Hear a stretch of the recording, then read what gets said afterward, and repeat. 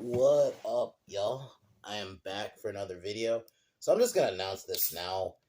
I'm gonna move Casino Royale. I just couldn't yesterday. It was a time thing, so I couldn't do this video. So I figured instead of moving Casino Royale, and I still want to watch it, so I'm just gonna do it next Tuesday.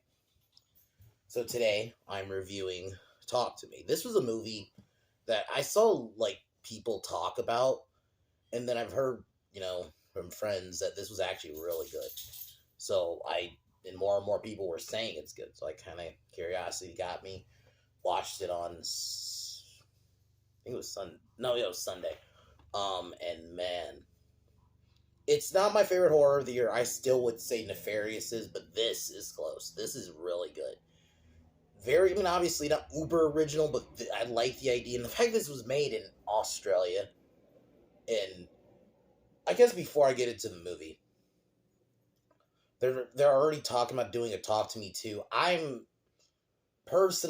so mixed because it's like I really like this movie, but I don't need more. I mean, obviously it's horror. They're gonna always, in a sense, sequelize it, right? But it's also like I don't think this one needed a sequel. It really did. Like I felt like this one is a nice one-off. It was a nice at points chilling one-off. It didn't really need more, but my feeling, and I'm going to get into the story a little bit later here in a sec. I think they're going to probably do the same thing with the hand, but with different people, like different characters or something.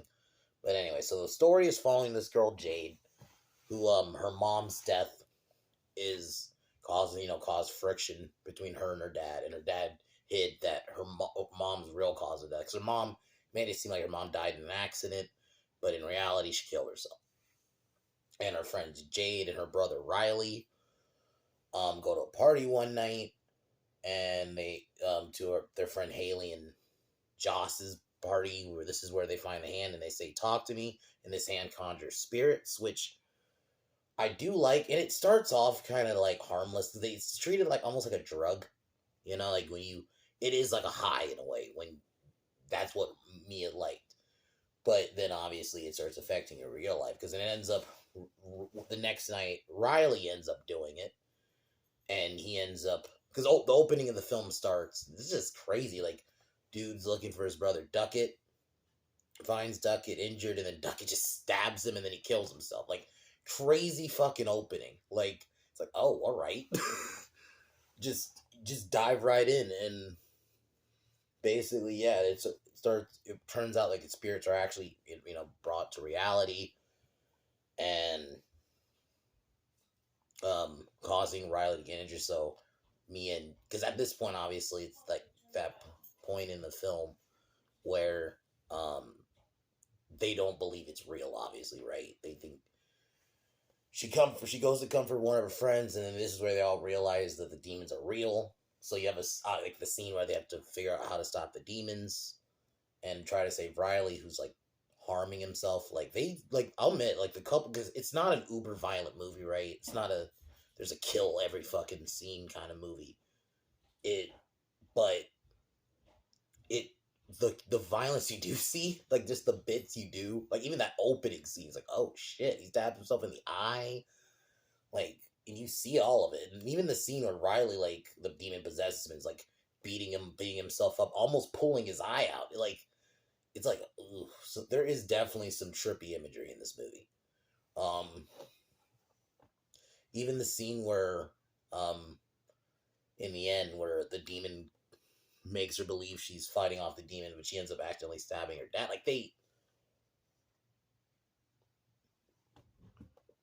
They really don't hold back on the violence that you do see. Don't get a lot of it, not every scene, but the one when you get it, it's there. So I definitely recommend this movie if you love, especially if you love horror. It's a nice little trip. It's something original, and even the ending where you get the reveal that Riley, because she ends up, it makes it seem like she survived, the attempted suicide, but we actually find out no, she's actually a spirit now. She's dead. Like, nice little trippy ending, and it's really like, that's why I'm like, I don't know if I want a sequel, because unless they do it with different characters, that's probably how the only way they can do it. Mia's dead, so unless they do a fake out or some shit that no, she was dreaming that, which I hope they don't do. I don't want a sequel. Now that I think about it, I really like. I mean, if maybe the same people write it, and if they can keep that same tone, I guess. But it's also like, does it really need one? I felt like this was a nice little one-off story. It's like I don't want a Nefarious 2, you know. Sometimes not everything needs a sequel. Let things be a one-off. There's always, I understand in horror the need to sequelize, but I get it when it's like with a certain character. Like even with the Ring Girl, I understand making more of those, more Jasons. I get that. But stuff like this is a nice little one-off little horror story to me. This doesn't need more, because I fear also you're gonna ruin the little mythos you get. Where I feel like they're gonna. I hope they don't do this. Maybe they won't, but I fear they're gonna like go too much into like how the hand works and its backstory, and I'm like, I don't know if I even want to know. I don't really want to know the source of how. I kind of like sometimes in horror things just exist. Sometimes I'm like, oh, you don't necessarily need to know how it got there. Sometimes it's just cool, it's there. It's trippy, it's there. This hand, of a shaman, or forgot, some kind of like that's why it has ties to the spirit. So it's like, okay, that's cool, but I don't need to know the story. And that's what I fear a sequel would do. They go into that. I'd rather like it kind of just be a mystery. It just exists. That's why I'm like, it just needs to be a one-off. We'll see. It could be good. I'm not saying it can't be. And I'm not necessarily completing writing up, but I'm just being honest. I like this as a one-off story, but we'll see. But I guess if we're going just the first one, talk to me. What do I think of it? Really good.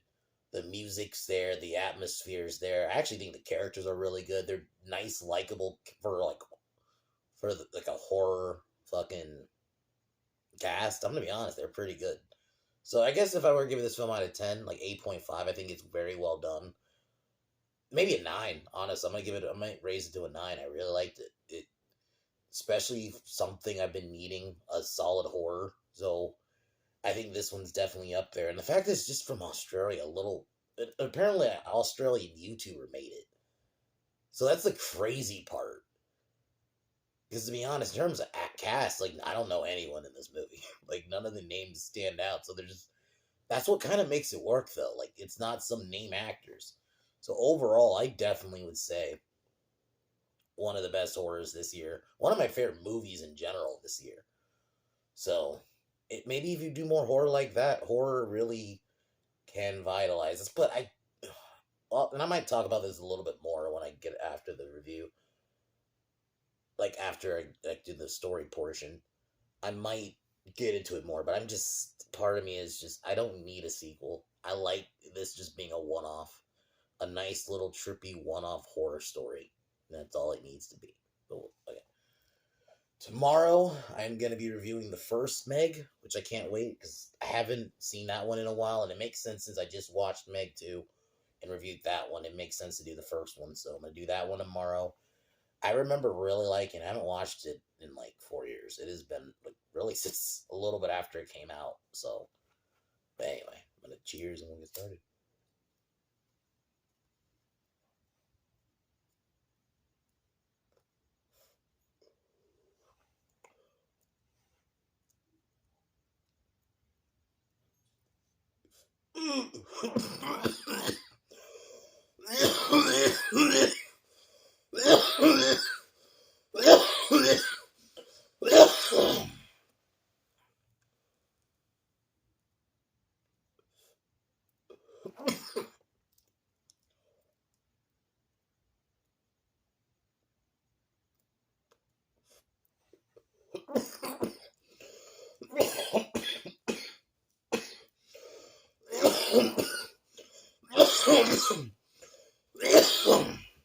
So the movie starts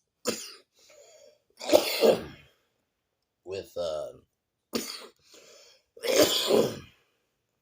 with like I said, that scene where the dude's looking for his brother, and Man, like, yeah, it starts off kind of normal. You wonder what's going on. His brother's like injured, and then he stabs him and stabs himself in the eye and kills himself. Like, very brutal start. Like they get into it quick. I mean, yeah, but a little bit after this, yeah, it's a slow burn, but that opening does, like, okay. Like, I remember watching this, but oh, okay, you have my fucking attention. you know, it's like one of those things where it's like an opening scene like hooks you. So, and this is where we meet Mia and her friend Jade and Riley, who she has a distant relationship with her father because of her mom's death, and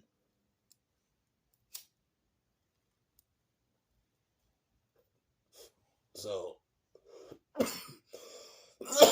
they go to a party.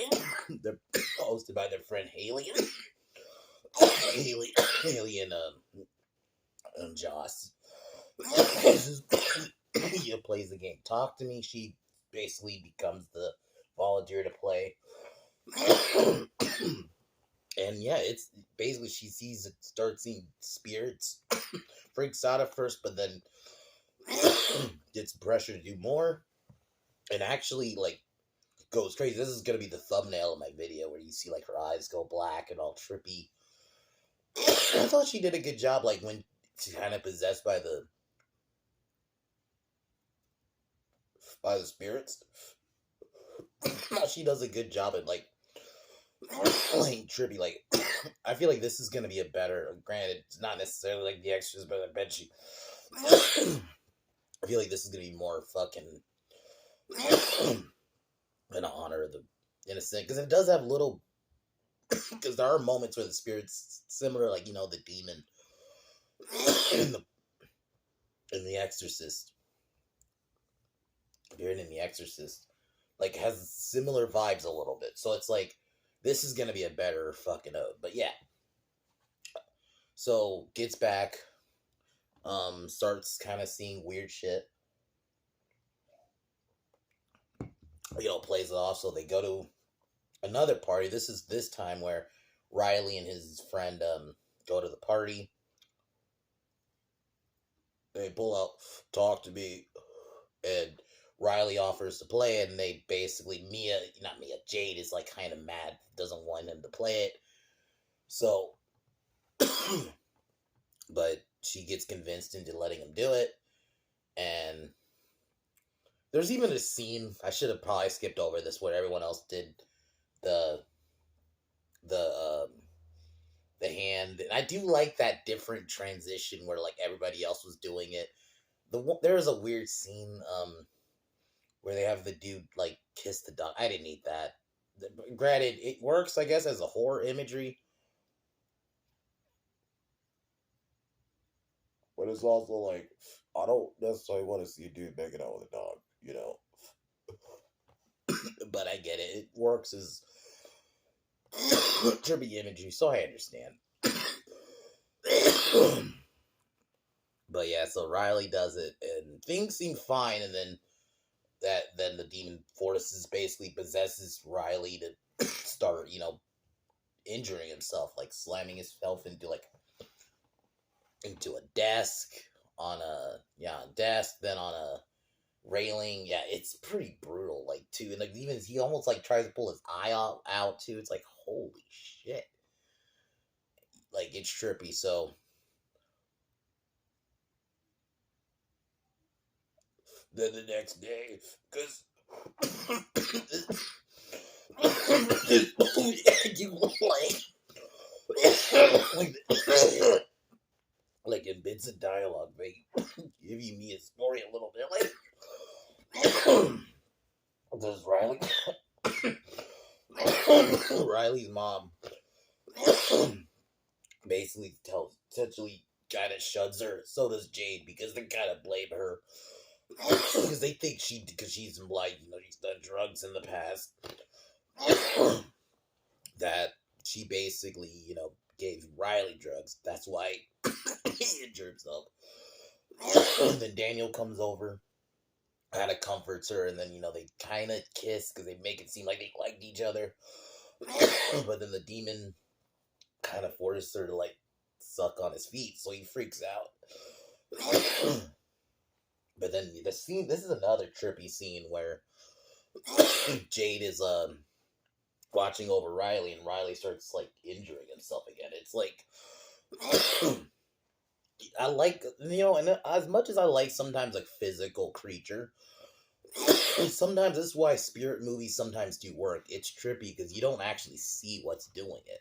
There's not like a physical, obviously, monster in this movie. It's not really a monster. It's the spirits, but you see, like, you do see the spirit sometimes, but a lot of times the spirit takes the form of somebody. With Rhea, a lot of the spirit she's seeing is her mom. Like, because her mom tells her, like, that, basically Riley is in danger. So, they all come together and kind of have to figure out how to defeat it, how to, like, tell different stories. I like the vibe of the team. Well, not the team, but, like, of, I guess you call them victims, right? In horror. But, like, I like the team in this. They have actual chemistry. They feel like actual friends. It does feel like a little bit of, like, old school horror in the sense. Because they're not, like, big name actors, right? They're, from little actors from Australia. Fucking the fact that a YouTuber made this movie is crazy. YouTuber made one of the best horrors of the fucking year. It just shows you the power of just fans, man. Because whoever made this was definitely a fan of horror. Because they got the atmosphere right, the music was solid. Like, it wasn't anything crazy, but it was good. It works when it did the imagery, no jump scares. Like, yeah, none. I mean, if there was, it was like a well-placed one that I almost don't even count it as a jump scare. So, but,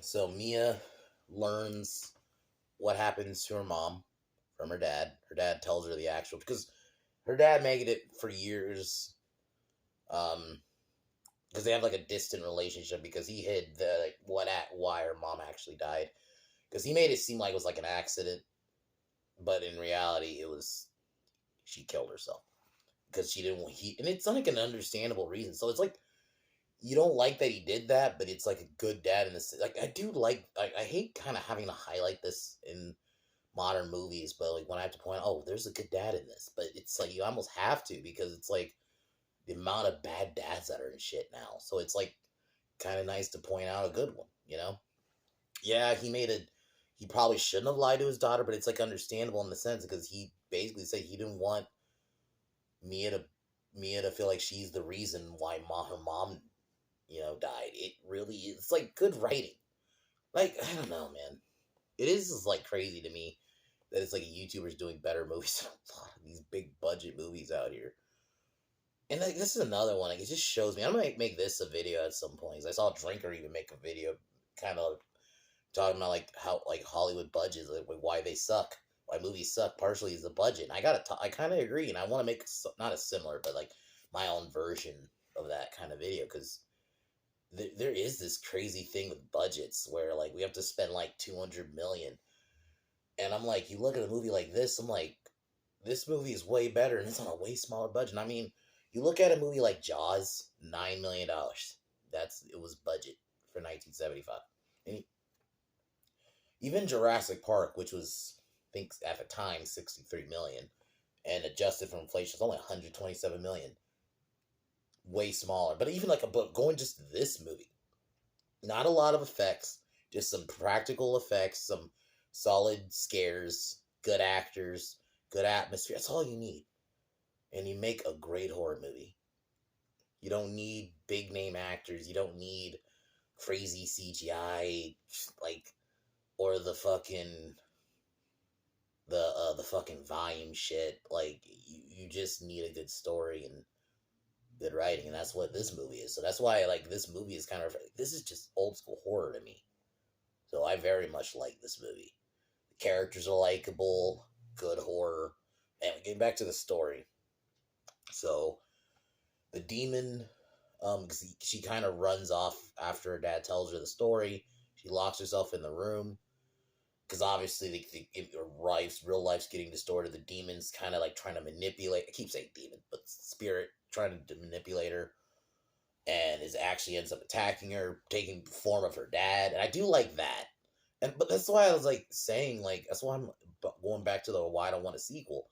I was saying like I don't like I like that the shit just exists. That you don't I don't need to know why or how, and I feel like I fear a sequel they would just go into the how. Like, oh, how it got here and I don't want that. I kinda like the mystery. I kinda like it just this thing just exists. Kids play and they end up starting seeing demons and you know? Um but not I keep saying demons, but souls, spirits. But her dad ends up getting into the room, but because Mia thinks, obviously it's the spirit, she ends up accidentally stabbing her dad, and then ends up injuring herself. Like she jumps on top of a car, seemingly survives. Everybody visits her, everything seems fine, but then she realizes she's actually in the spirit world, and basically, it shows she died in the end. But I really like that ending. It is done in a way where it's like, wow, this movie is like a genuine kind of, especially that kind of thing. Like I like this movie, but this movie I almost think it doesn't do it that great the second time. And I'm gonna watch this movie again to see if it holds up. Where the Sixth Sense did the obviously not in the same style, but was dead the whole time. Whereas this one, she died. She died. She actually was dead. She died saving Riley. So, but I think this one's gonna hold up better. I really liked how it was done. And it was subtle. So, but for me, I don't need a sequel. Like, I don't really see where you go with that. What I think most likely it will just be the hand goes to another group of, it'll be another group of teens or something, and which I guess that way, in a way, it could work. Maybe they're gonna go for like the Necronomicon kind of, but I don't want that. I don't know if I want this to be a franchise. Even as two to me, I think Talk to Me works as a one-off horror story, horror tale. I don't need another one. I just we'll see if the same people like that's why I'm not necessarily uber writing it off, but I'm just on principle there is that aspect like it doesn't need another one, but we'll see. But overall, I really like this movie. I think definitely more people need to see it. I'm happy that a lot of people are talking about it because good horror, I like when it is legit good horror, though not like good horror that some people say is good. Like this was legit good. Um, Nefarious, like I said, still edges it out, but I definitely think this is definitely number two, and then Megan would be like number three.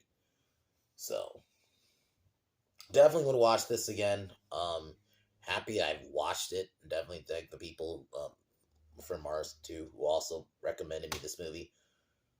Yeah, this was good. This was great. So tomorrow, Meg review, the first one, and yeah.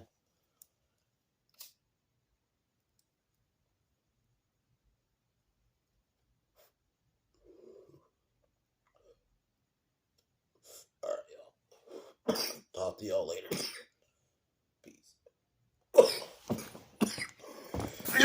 Peace.